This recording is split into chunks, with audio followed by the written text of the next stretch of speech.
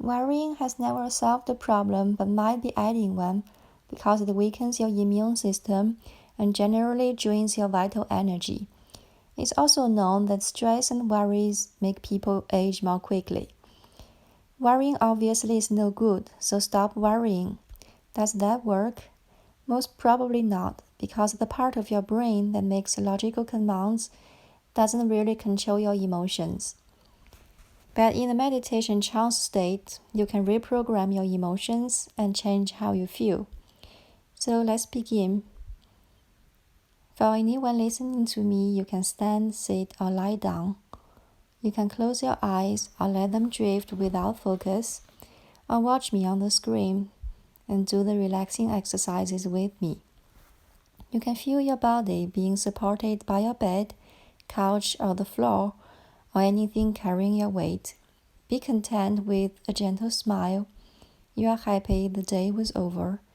You could find some rest and consolation in your bed, comfortable and comforting. Now take a deep breath, stretch upward.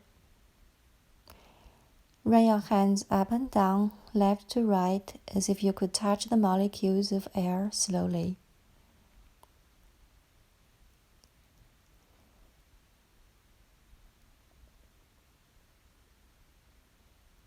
Just do it a few times to slow down. You can run your fingers on your arms,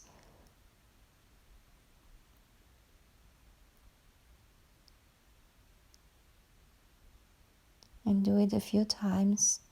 You can feel your arms. Then hold your shoulders. Give yourself a hug.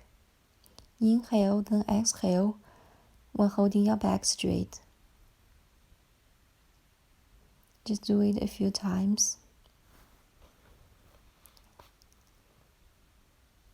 Then run your fingers slowly from the middle of your chin upwards, slowly, carefully, with immense love, as if you were touching something extremely precious. Your fingers glide towards your earlobe. Your smile is getting more natural and bigger. You linger your fingers a bit on your earlobe, rub it slowly. You could hear the sound of your fingers against your ear. Then your fingers continue the journey upward.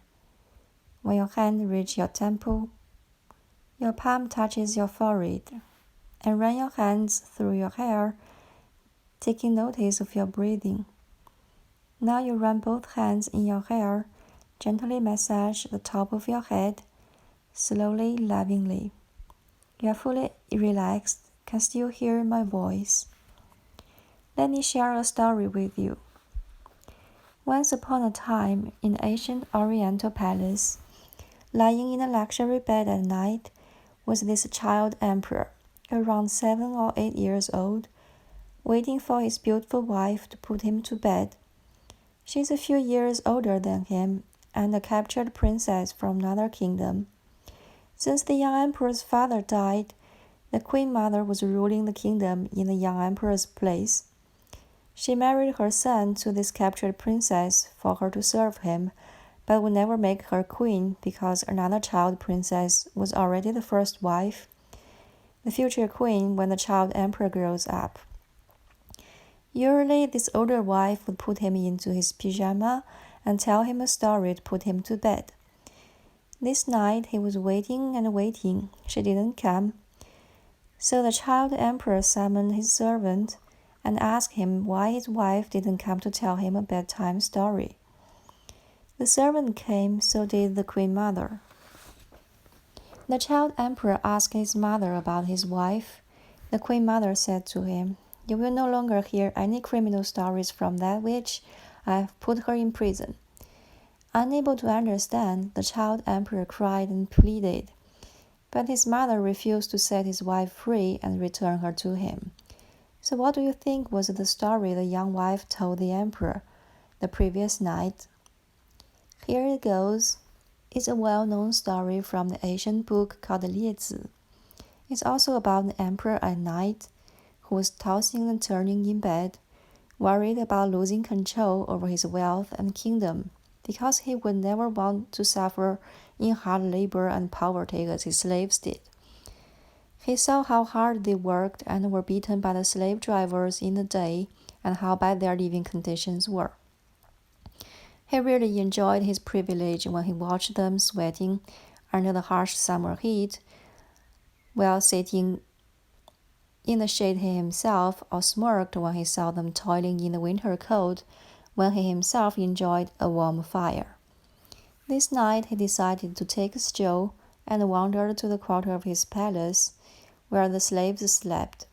He saw them sleeping so soundly, some even had a smile on their face.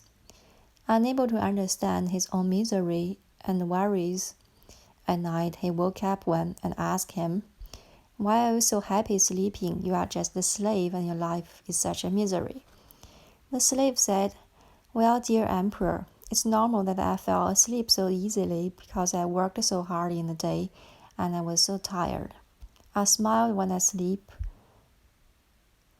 because I was dreaming of the things you can eat, the beautiful clothes you can wear, just in general the beautiful life you have, but I can only dream of."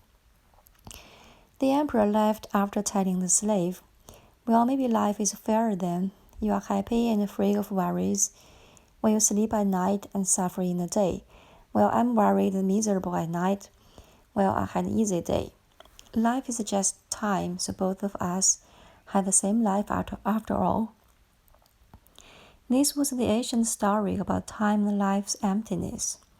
But the Queen Mother had seen the story as a story about rebellion against the ruler's privileges.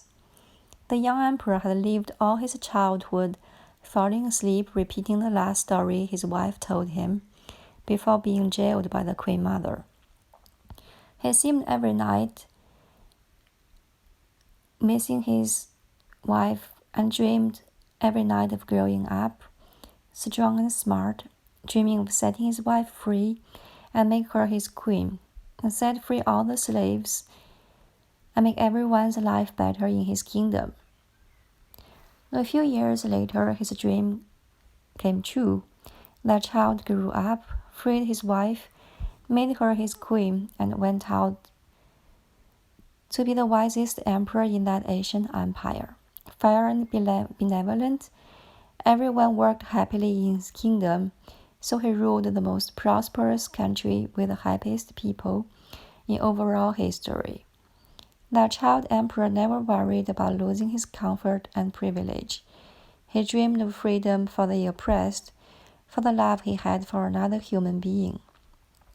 So if you believe you're an emperor, then please don't be a worried emperor or empress, worried about losing comfort, privilege, a high position, whatever it may be. Be one that dreams of freedom for someone else, a greater cause. Or if you believe you are much like a slave, then there is no reason to worry at all over the things you cannot control. Sleep soundly and dream free, and don't limit your dreams at night. It's yours, and remember, you are totally free in your dreams.